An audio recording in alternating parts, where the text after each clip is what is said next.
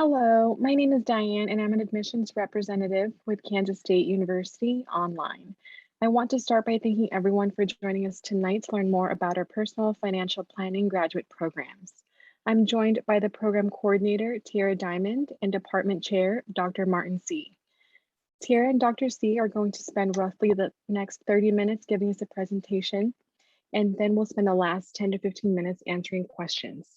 Throughout the duration of this presentation, we will be monitoring the chat feature and answering questions as they're being asked. Some of your questions may be saved until the end for Tiara and Dr. C to answer. If you could now please take a few seconds to locate the chat feature and answer the question you'll see on your screen, as we would love to learn a little bit more about you. I will give you a minute to do so now. And as those chats are coming in, I also wanted to let you know that we will be sharing a recording of this presentation following the webinar. And at this point, I'm going to turn it over to Tiara and Dr. C. Thank you, Diane, and thank you all for joining us tonight. I know it's 8 o'clock and the time change was recent, and I know it's dark outside, so it feels like it's a lot later than 8 o'clock here, but I appreciate you joining us tonight to learn a little bit about the personal financial planning program at Kansas State. I know a lot of y'all are all across the country, busy folks thinking about diving back into education, and I know that's a big choice, and I just want to share a little bit about what we have to offer here at Kansas State. So when we think about financial planning, what we're going to do today is talk a little bit about financial planning and what it is, and then we'll talk specifically about the programs that we have. And as was mentioned, you can send questions in the chat. We'll answer them as they come, as well as at the end. So when we think about financial planning, we oftentimes think about what would be the characteristics of the perfect profession. You know, the perfect profession, that would be something where you could help people, right? So you could have a job where you could help people and improve the community. You know, second, it'd be awesome if you could do those good things and also potentially have a high income. And if that were to be the case, certainly you couldn't find a job that also had high flexibility. And if all those things were to be met, certainly there wouldn't be lots of opportunities. What's really awesome about financial planning right now is it meets all of those things. It's a profession that's really built around helping people meet their life goals. You're just helping them manage their resources to do so. It is a profession where remuneration is quite high, often quite flexible.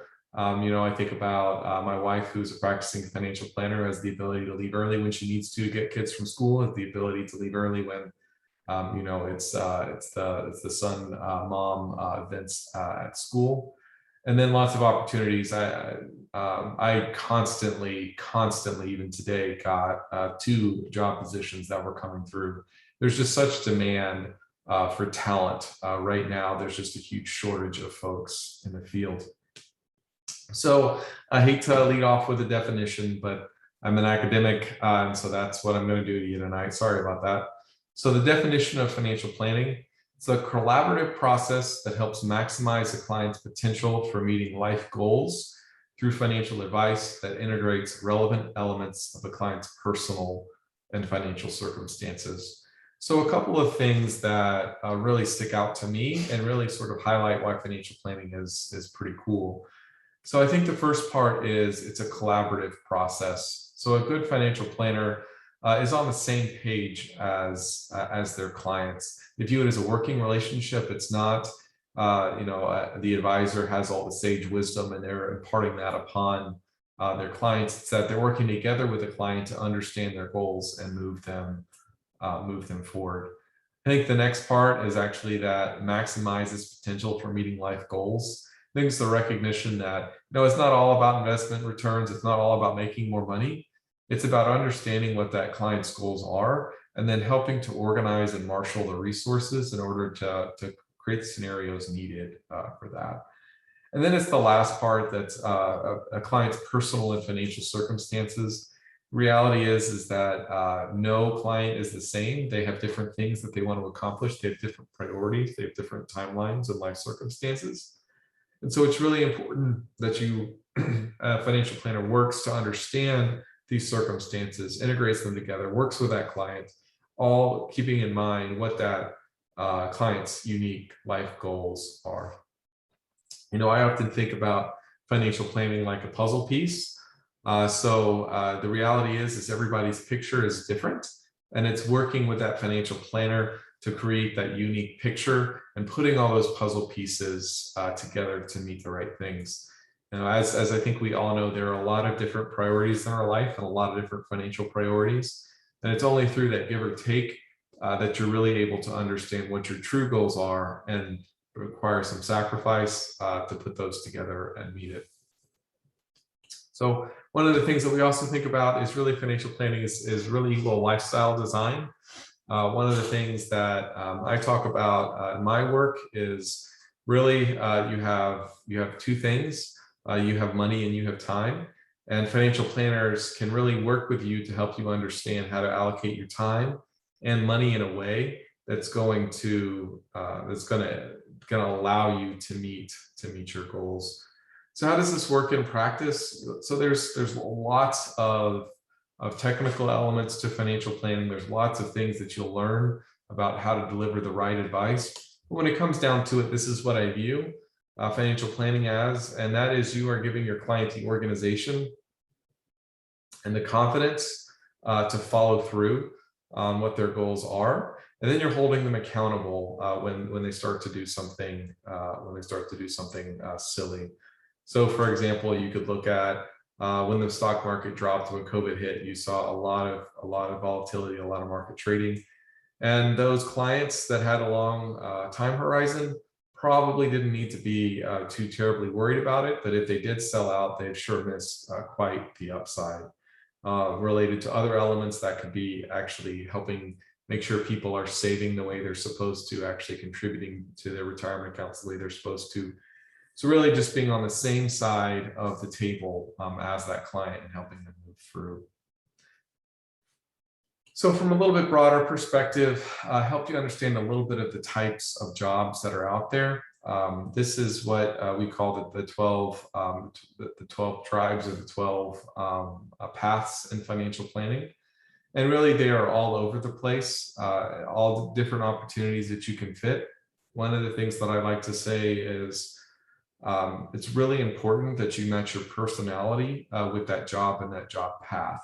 There are a lot of places that will fit you really well, and there's a lot of places that just aren't a good fit. And so it's taking the time to understand what your strengths are and understanding what your goals are so that you can match those. So for example, on the top left, you see the wirehouses, which are like the Merrill Lynch's, the UBS's of the world.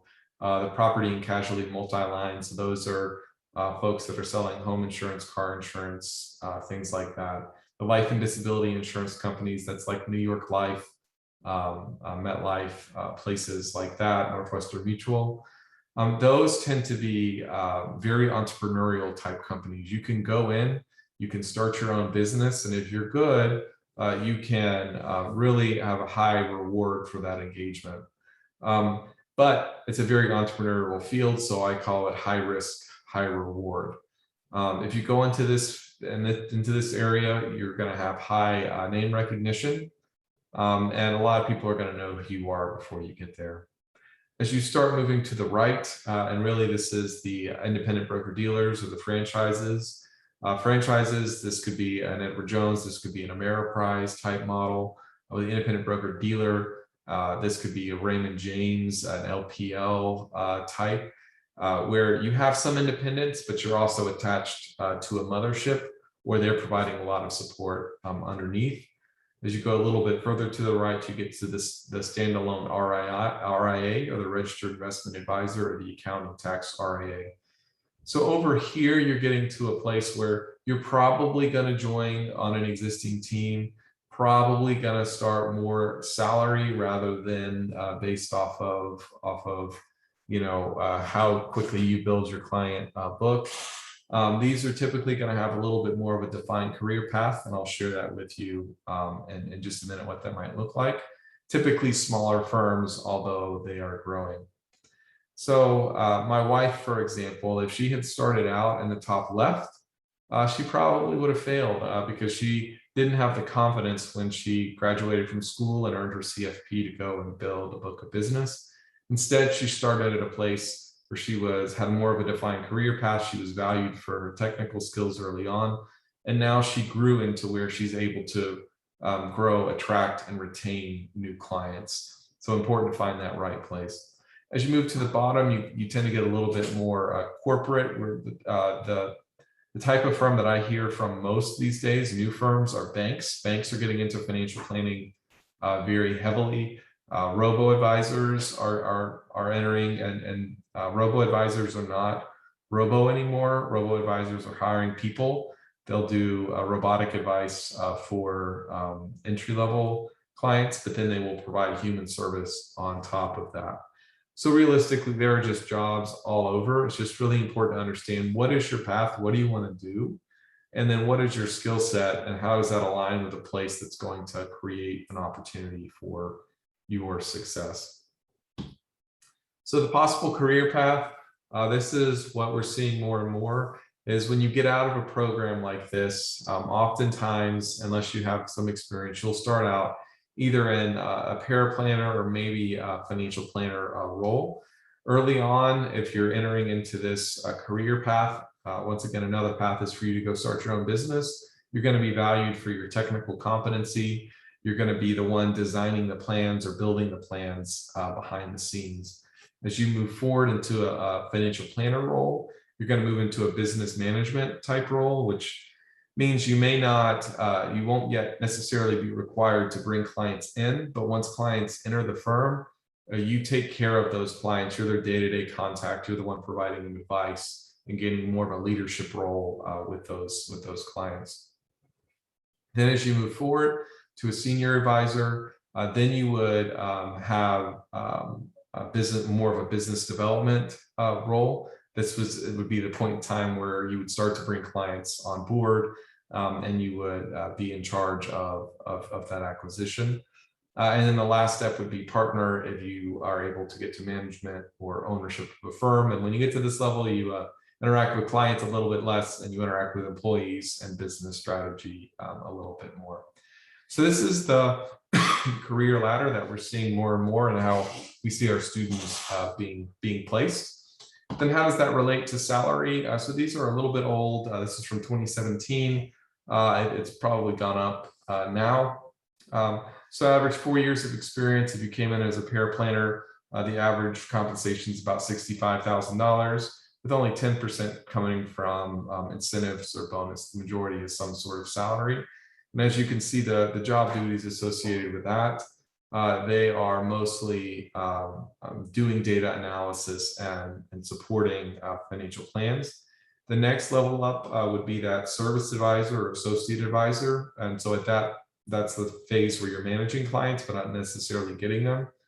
Average years of experience is 8, and the average total compensation is about $94,000. Slight increase in the percentage that's due to incentives or bonuses.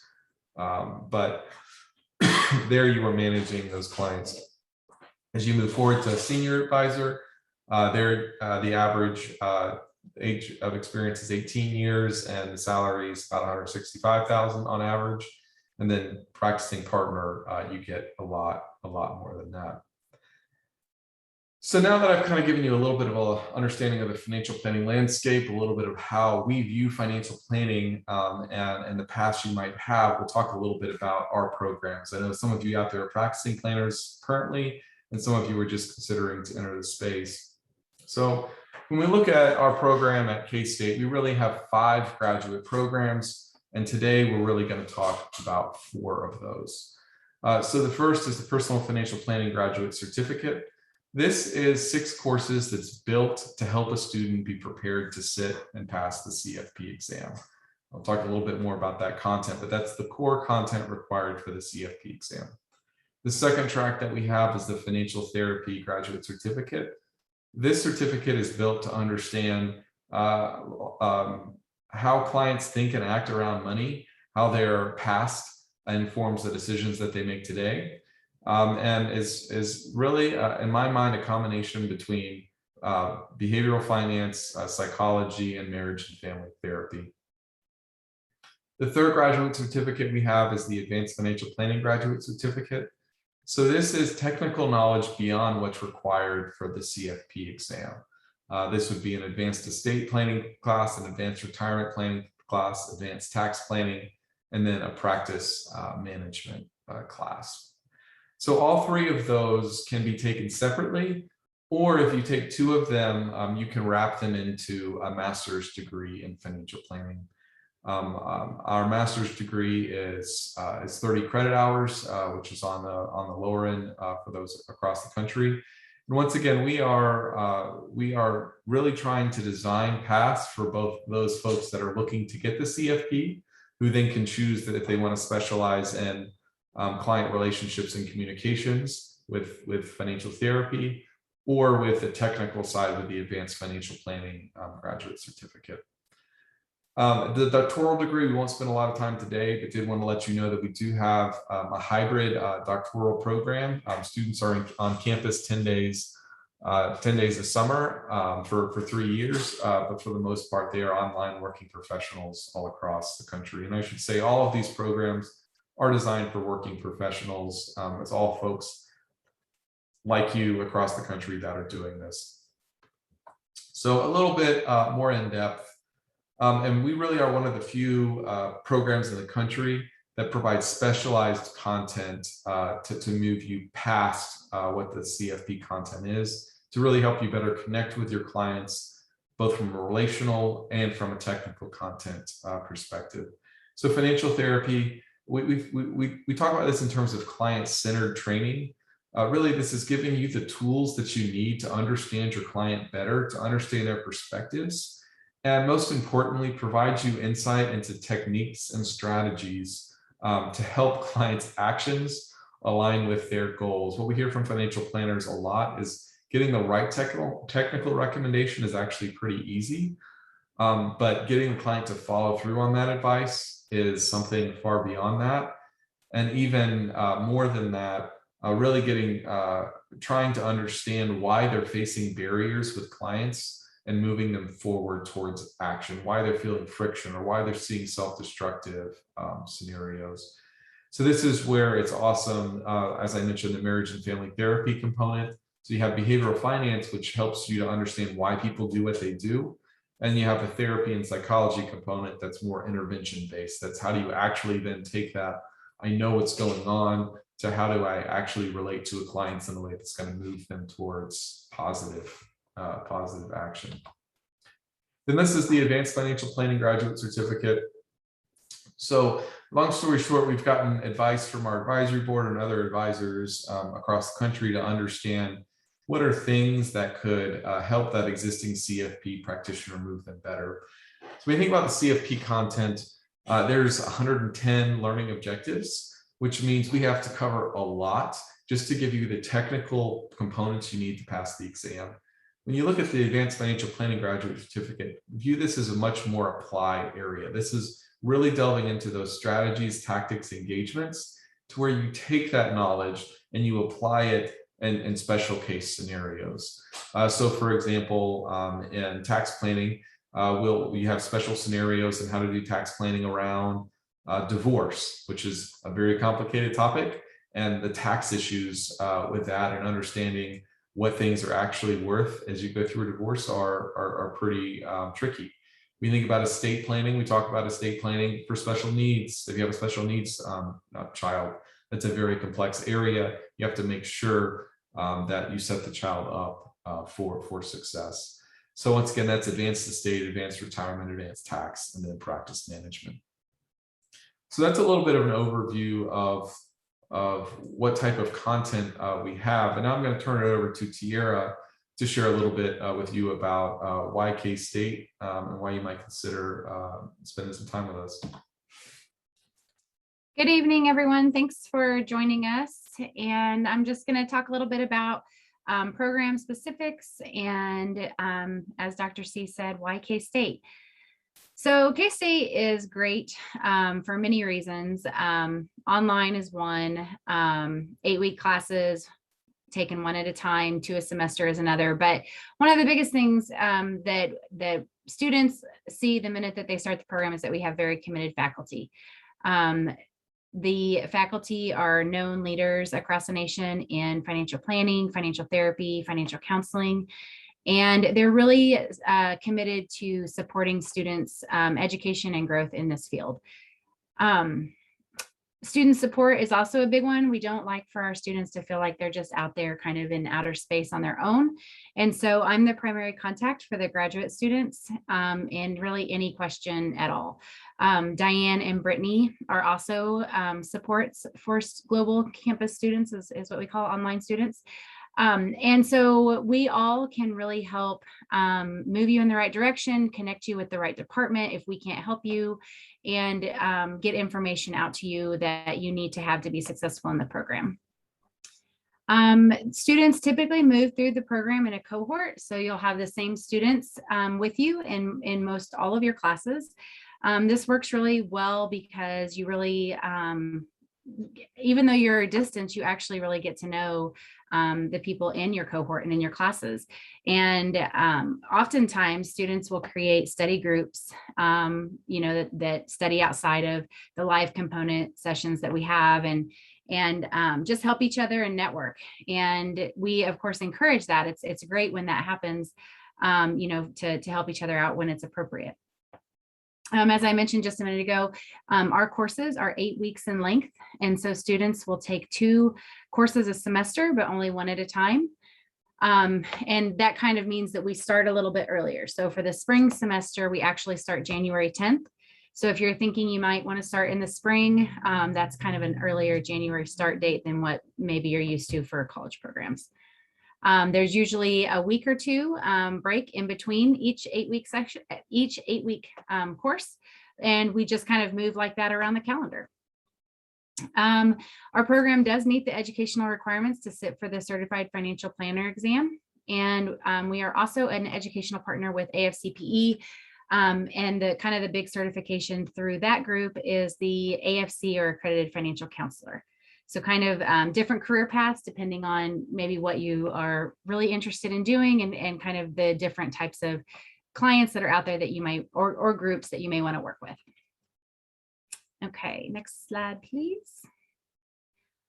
So we'll start talking about the Masters in Personal Financial Planning. So Dr. C kind of went through the 3 tracks, and in order to complete the master's degree, you must pick 2 out of the 3. And again, all coursework is online, 10 courses total, or 30 credit hours. Within the master's, we have the different certificates. And so again, you can do a standalone certificate, or you can apply it to the master's degree. So the standalone PFP graduate certificate is the 6 courses that make up the educational component for the CFP exam. Those are listed on the slide. Those classes are going to be insurance, retirement, investments, tax, estate planning, and case studies. This is probably the majority of you are interested in that track. And then one of the second, probably the financial therapy graduate certificate courses that's really popular pretty much with everybody. Most students love those courses. We have awesome instructors and professors for those courses, for all of the courses we do, but the financial therapy courses just are so much different than what people are used to.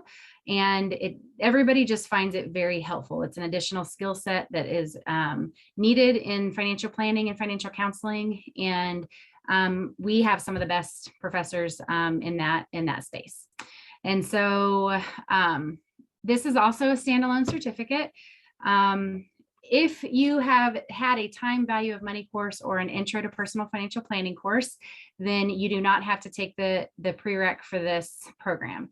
If you have not had one of those kinds of courses, so an intro course, then we do require that students take the intro to financial planning, which is PFP 105 for us. Once students take that course, then they're able to dive right into the content courses, which are the Intro to Financial Therapy, Money and Relationships, Applied Behavioral Finance, and Financial Therapy Theory and Research. Okay, next slide, please. Okay, and then we have the third track, which is the Advanced Planner track. And this, again, as Dr. C mentioned, is really designed for somebody that's already a CFP professional, somebody that's, you know, been in the field maybe for a while that just wants to expand their knowledge and dive a little bit deeper into these courses. And so if it is an if we have any advanced planners in the audience, this track would be 6 courses. So 18 hours in advanced financial planning, coupled with the 4 financial therapy courses. That's what advanced planners typically do. But if you're only interested in earning the graduate certificate, then that consists of the 4 classes that are listed at the top: advanced estate, advanced retirement, practice management, and advanced tax. Again, if you're already a CFP and you are interested in, you know, the master's program, then you would take 2 additional courses, which are listed below: Foundations of Leadership, Conflict Resolution, Financial Counseling, Investments 2, Case Studies. Those are typically the ones that people choose. We do have an option that's not listed there, but it is on our website, is the Research Application course. That is a PhD course, and occasionally we'll have a master's student that thinks that they are potentially interested in the PhD program and doing research, and that is a really good course to take to get their feet wet and see if that's really something that they are interested in doing and want to pursue further. So we don't have a lot of students that take that course, but that is an option if we have students that are interested in the doctoral program. Okay, next slide, please. Tira, as I'm changing slides, there's a question in the chat. What classes would you take in the spring for the CFP track? What's the order there? Yes, so investments is the first course. So investment starts January 10th and goes through March 5th, I believe. And then the second 8-week course is estate planning. So those would be the two courses in spring if you want to start with the CFP coursework. We do have financial therapy courses also offered in the spring. So if you don't want to start with investments, that's fine. You can knock out some financial therapy courses. And then in the fall, we offer insurance and retirement. So there's a couple of options there. Okay, tuition and fees. It's right around $2,200 for a 3-credit-hour graduate level course. Books for the CFP content courses, at least, are typically our students. You can buy them anywhere. You can buy them through our bookstore if you would like. You can also purchase them through a site called Money Education. And most of our students actually probably purchase books there. So if you're interested, you can go to that site and just kind of see the prices. They have options. Digital is one, used and new. And so that's kind of your option there. Scholarships, because it's a professional master's degree, we don't have a lot of program scholarships. However, Global Campus does offer scholarships every semester. And so students are encouraged to apply for those. In addition to that, there are some other national scholarships that students might be eligible for and that are advertised pretty well on the CFP board website. Martin, are there any listed on any FPA sites, do you know? Not broadly. Local FPA chapters sometimes have scholarships, but yeah, but really the CFP board website is a great place to get some of that information. They have a lot of different kinds of scholarships, some diversity scholarships, some scholarships for women, returning to school, just a lot of different options there. So we do encourage people to check those out. And anytime we get any information about scholarships, we definitely send that information out. Okay, so when you go to apply, lots of different ways and places to apply. Global Campus has application benefits. I'm sorry, I just read the chat and I didn't mean to say benefits, has application spots. Our website has several spots where you can apply, and the graduate school has several spots to apply. You can go straight to that website. You create a CollegeNet account basically, and then you start uploading the documents needed for the application.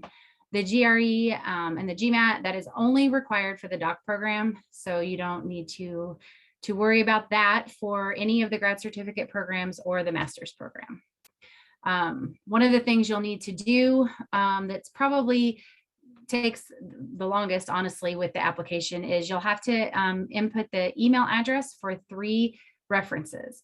And it's really important to select people that, number one, know to look for the email, but also that can, get that turnaround done in a timely manner. So it doesn't really take very long for your references, but as soon as you submit the application, those references will go directly to those people, and they need to know to look for that. Sometimes it lands in junk or spam, and so they just need to know that that's coming.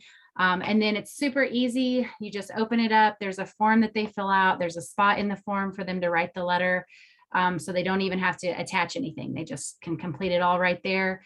But again, it's just helpful to select people that have the time and are willing to submit those back to the graduate school fairly quickly. Once that happens, your application is considered complete, and it will come to me in the department where we do our checks. It goes back to the grad school, they do their checks, and then an email is sent out at that point. We do our process and the grad school does their process really fairly quickly. So definitely plenty of time to apply for the spring cohort if you want to start, but definitely want to try to get those in before the Thanksgiving break. But again, use those references that are going to be able to get back with the grad school quickly, and then we can get you moved through and get you enrolled for the January class. Hey T, there's a question. Does it matter when you start the master's program? Can you start in spring or fall? You can start spring, you can start summer, you can start fall. And along with that, since our classes are 8 weeks in length, you can actually start mid-semester. And so we really try to work hard to fit everybody's needs. And, with this, in this time, there's stuff that comes up all the time. So you can be, enrolled in the spring semester, you take the first 8-week class, something comes up, maybe somebody in your household gets COVID and it's just not feasible for you to take that second 8-week class. That is not a problem with us. You just sit that 8 weeks out and we just build that into your course sequence at some point. So on both ends, we're very flexible. We really try to work with people through, because again, like Dr. C mentioned, most of our students are working full time and have other obligations, whether it's family or just other things going on. So we really try to, help you meet your goals, but also are, try to be a little bit flexible just with everything that's going on in the world today. And T, there's a question about veterans benefits. I'm sure you work with that pretty often. Yes, so we have a fantastic veterans benefits office, and we are right close to Fort Riley, and so we have a lot of soldiers and all of the different branches that come through. We have a lot of service members and family members in our program. It's online, so it's really handy. So if you get deployed or people have to move around, you can complete it from anywhere. So usually I have veterans work with the VA department first to just set up the programs, because there's so many different benefits programs, and so each one requires something different. And so it's usually best just to find out from them directly what you need to submit to get that program going for you. And then I can help with some of the forms, or if, some of the programs you have to have a program of study, some of the programs you have to take 9 hours, and that's not a problem either. We just build 9 hours into your schedule as opposed to 6. So very used to working with the veterans and tuition programs. That's not a problem at all. So T, I've got a question on the private chat. I know we we work with a lot of folks that are returning to the workforce, maybe after sitting out. How would you think about references for somebody that maybe hasn't been in the workforce for a little while? So it can be, I mean, we've had this situation happen, and it could be some people, if you're involved with church or other organizations, other nonprofits, volunteer, maybe for any kind of agency, you can use those people.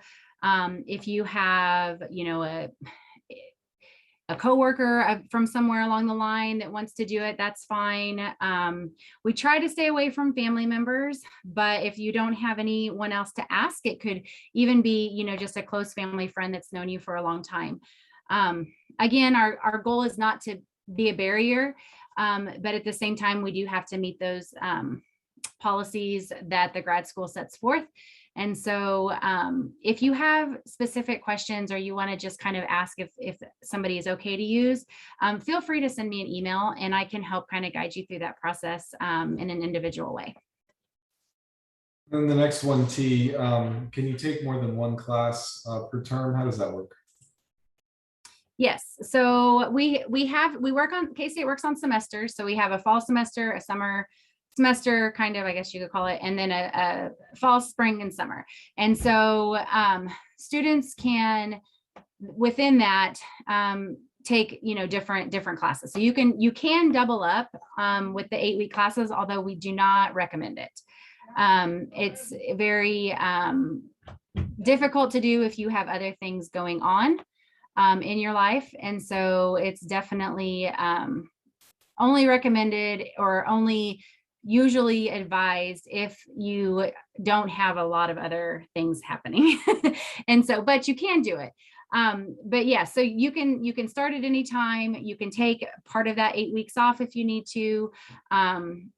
We just really can work, like, it's very flexible in the way that we can work around everybody's different schedules. So does that help? Does that answer? I think, yeah, I just add, so it's typical that a student will take 2 classes a semester, one 8 weeks, and then 8 weeks. So if you're doing a master's degree, you take one at a time. It's a 2-year program, and you take 1 class at a time. As Kira mentioned, some students will take more than 1 class at a time. And the way we think about it is it's 10 to 15 hours per class that you're doing. So if you are doubling up and you have a full-time job, that gets really, really tight. So the vast majority of our students will take 2 classes a semester, one at a time within that. Asking about financial therapy or advanced financial planning. If you were to start that in the spring, what courses would you take? And this will be a trick for you, Tier, because I know we've just reorganized some of those classes. Yes. So it would, honestly, I would have to know if you're interested in the whole master's, probably, or if you're just interested in the financial therapy. If you're just interested in the financial therapy, then I would probably have you start with the intro course, intro to financial therapy. Then the next course you would take would be the financial therapy theory and research. And then in the summer, you do applied behavioral finance. And then the first 8 weeks of fall, you'd finish the certificate with money and relationships. Did that sound right, Martin? Right? Isn't that the first 8 weeks of fall now? Yes. Perhaps. I mean, we have it set up. I might need to look at my cheat sheet, but basically we do have it set up where you can take them back to back without any gaps. So you would be able to complete the certificate, you know, literally within 10 months. If you did not have to take the prereq. If you have to take the prereq, then it would be spring semester, summer, and then fall semester, 2 classes. So essentially a year for that, if you have to take the prereq. And those classes still start January 10th. And what's the first advanced planning class that would be in the spring? The first advanced planning is advanced estate, and it also starts January 10th. Thanks, Dee. I think that got to the Lorenzo will let me know if I need to ask further clarifications down below. Okay. Chris, I think Diane got you handled. Caleb asked, how important is the order of the courses? So it's how important is the order? Is that right? Yeah. Correct. So our CFP coursework, content courses, those are all on a set schedule. So when you're talking about the CFP content courses and the advanced planner courses, we only offer them once a year. And so it's important in terms of knowing when they're offered and staying on track, but it's we're flexible in that if you have to take an 8-week class off or an 8-week time period off, then we just tack it on, where it fits in your schedule next. So that may delay graduation, that may delay completion by a little bit, but that's not the end of the world for us, as long as it's not the end of the world for you. And so again, the order is somewhat important only because we only offer certain classes at certain times. Other than that, you can pick and choose. Maybe you're a person that wants to do only one class in the spring, the first time around. And so then, the next spring we try to add that in, but we do have to be mindful of when they are offered, and you do kind of need to know that. So that way you can make the best decision for you. Typically what I'll do when a student is enters the program, I'll just create a course sequence off the bat. And that way they know, what is advised that they take throughout the whole, 2 years of the program. The financial therapy courses are really popular, and both the advanced planners and the CFP content course people, so the PFP certificate track, both of those students take the financial therapy courses. So our financial therapy courses can get rather large. We do offer those at different times, a couple times throughout the academic calendar year. And so those are a little bit easier to kind of plug in and out. But the CFP content courses and the advanced planner courses are only offered at certain times. So you do have to be mindful of that as you're going through. Yeah, T, and a little bit more succinctly, the only class with a formal prerequisite is the capstone for the CFP content courses. So you got to take the other 5 before you take the capstone. The only other time it can get a little tricky is if you want to do the CFP content and the advanced planner classes, because you need to have the basic before you get to the advanced. But by and large, order is flexible throughout. And Tiara will once again design a program study for you when you enter the program to help you understand that. Jeremy asks about transferring credits and what are the rules on that? So we follow the grad school policy there, and that is basically for a master's degree, we can transfer in up to 9 credit hours or 3 courses, as long as they are applicable to the degree program.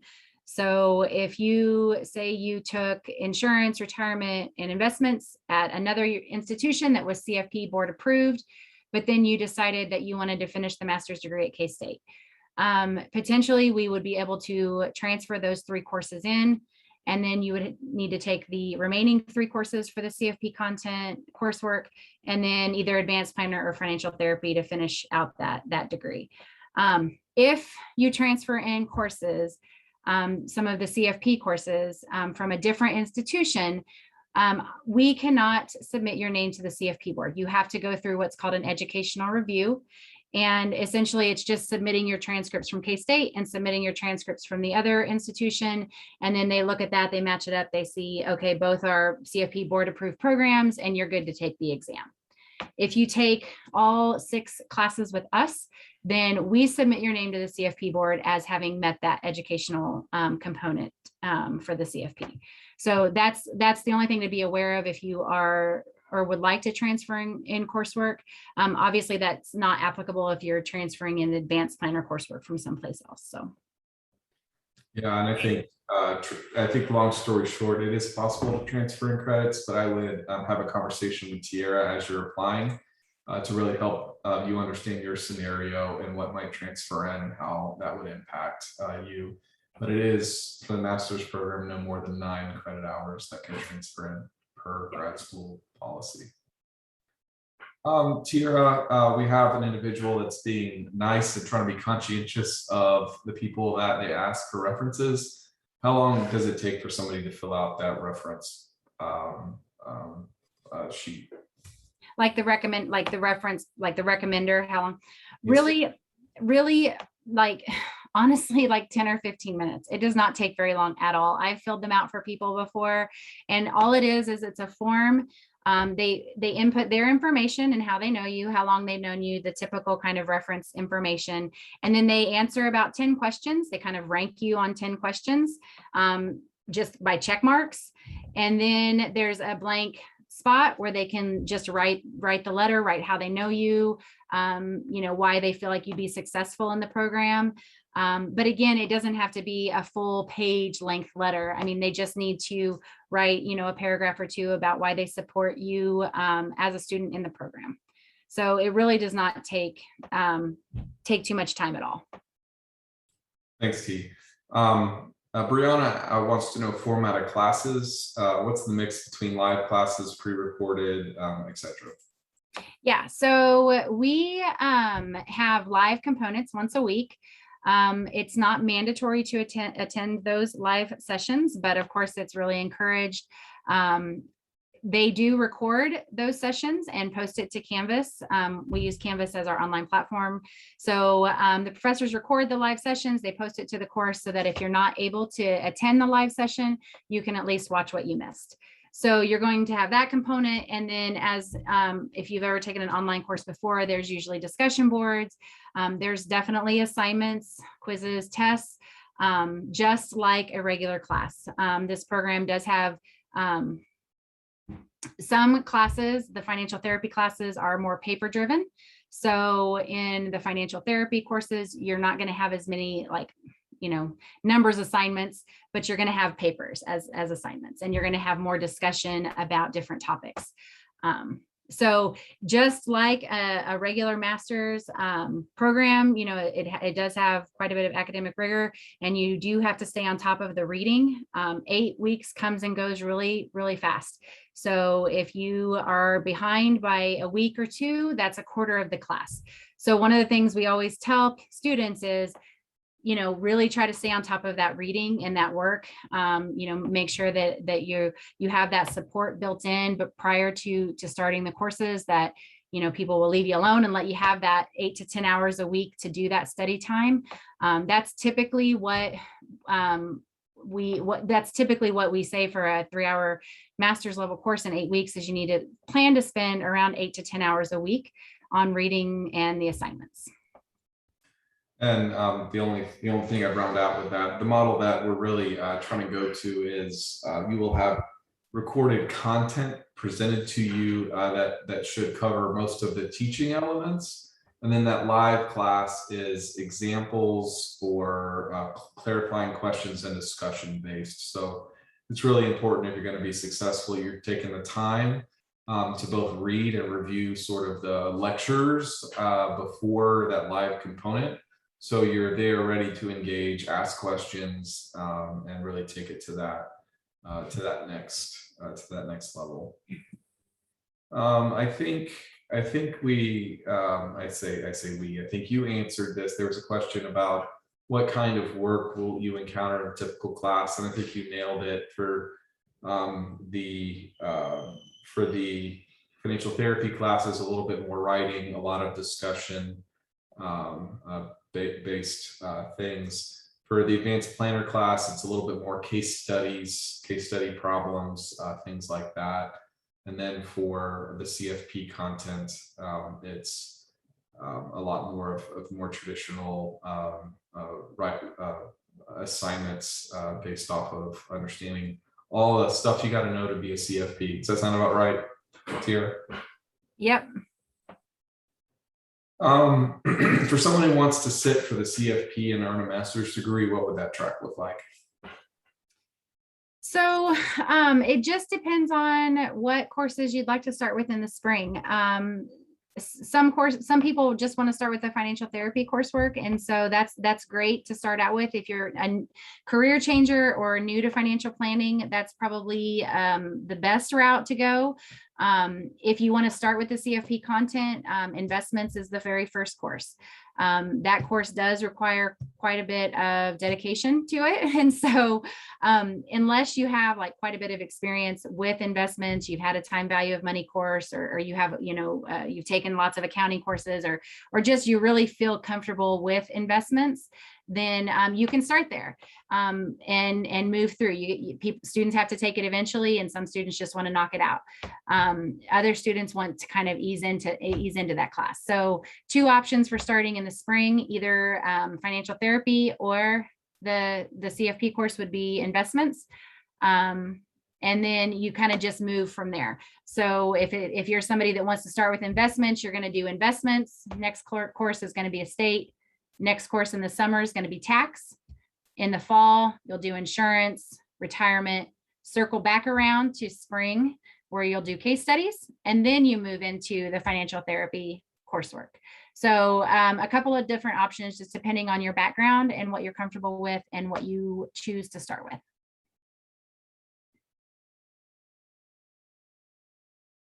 Okay, the investments class is the same from the undergrad program, or is it more of an advanced one? So there's a couple differences. One is the time. So the undergrad is 16 weeks. So the content definitely comes at you a little bit at a little bit slower pace, just because of the length of the course. The content is pretty much the same, because the CFP board dictates, the content in the courses. There's certain competencies that have to be covered. And so both undergrad and graduate level have to cover those competencies. So there are different elements in the course that make it a graduate level course as opposed to an undergraduate course, maybe an additional assignment, whatever the professors deem as graduate level work. But essentially the content is similar. Great. A couple of additional things. When are the live classes done? Daytime, nighttime? So a lot of the professors try to hold the classes towards the end of the day or in the evening, or sometimes around lunch. We have students all over in all of the different time zones. And so they try to kind of hit where at least some of them might be nearing the end of their day or in the evening. But of course, it's not going to be perfect for everybody all of the time. So I'm gonna come right back to Rachel. Well, I guess these are both Rachel's questions, so I'll start here. Actually, there's 2 different Rachels, so there we go. So Rachel says, to clarify, you said 8 to 10 hours for reading and assignments. How many total hours of commitment, including both live and recorded classes? I'd say it's 8 to 12 all in, depending on a student's level and sort of how quickly they pull things up. When you get into the writing intensive classes, I think some weeks are less and some weeks are a little bit more as it floats, but I think 8 to 12 hours is probably the right way to think about it, and you'll learn with the ebb and flow. Does that sound right, T? Yep. And then related to eligibility for the CFP exam. So when the classes are complete, you can sit for the CFP exam. You don't necessarily have to have the full degree in hand. And we work to report you basically as soon as you complete that capstone class to make you eligible for that. So we do have some students that are still in the master's program that will go ahead and sit for that exam. And actually, Rachel, we had an undergrad that hasn't graduated yet, but finished capstone and went ahead and passed the exam. So as soon as you get capstone done, you can go ahead and sit for that exam. And if you pass it, you're good to go. And in addition, I might just add too, that we do have students that will want to take it right away. And so they hold off on the second track until they have taken the exam. And that's completely fine to do too. Taking that exam and sitting for it when they feel like, their brain has that information in it and it's the most fresh and they're ready. They can completely take the rest of that time to study for that exam. And then after they take the exam, they can jump back into coursework. Thanks, T. I think we are out of questions in the chat. Tiara, anything else that's on your mind? I don't think so. Just if you have, specific questions, feel free to email me. I'm going to put my other email in the chat. So I have 2. And the PFP or the IPFP one, I answer, but that is also an email of mine. So either one is fine, but specific questions can come directly to me and I am happy to help however I can. Perfect. And yeah, we're here to help. If you have any questions, let us know. Chris did ask a question at the end. If I apply for the spring when accepted, can you defer to the fall if need be? Yes. Is there any cost for that, or is it just you're good? Nope, you just would let me know, and then I send an email to the appropriate person in the grad school, copy you, that just requests that, and they say, okay, great. And then the statement of objectives, about how long should that be? What do you see in the application? We usually, I mean, there's a wide range, but usually it's right around like 3/4 of a page to a page. Just telling us kind of, a little bit about your background, why you're interested in the program, what you would like to do with the degree, your interest, how you became interested in personal finance. So it kind of just varies, but it doesn't need to be longer than 1 page. Some people get writing and it is, but just kind of, where you're at in life, how you found out about us, why you're interested, and what you would like to do, long-term goals, things like that. And then Rachel wanted to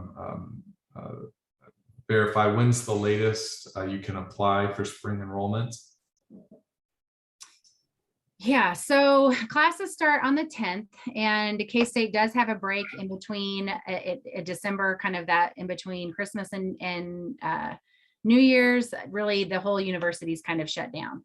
So really, the references is what takes the longest typically. So once your references get back with the grad school, we do our part and the grad school does our part very, very quickly. And the turnaround is literally just a few days.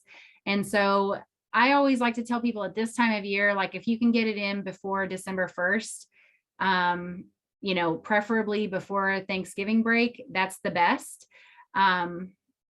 And we for sure can work with you and get you enrolled for the spring classes if you hit, especially that December 1st date. But again, let your references know. And also just one other note, if you do run into one of your references is not getting back, or they're sick, or they just can't complete it for whatever reason, you can change the person.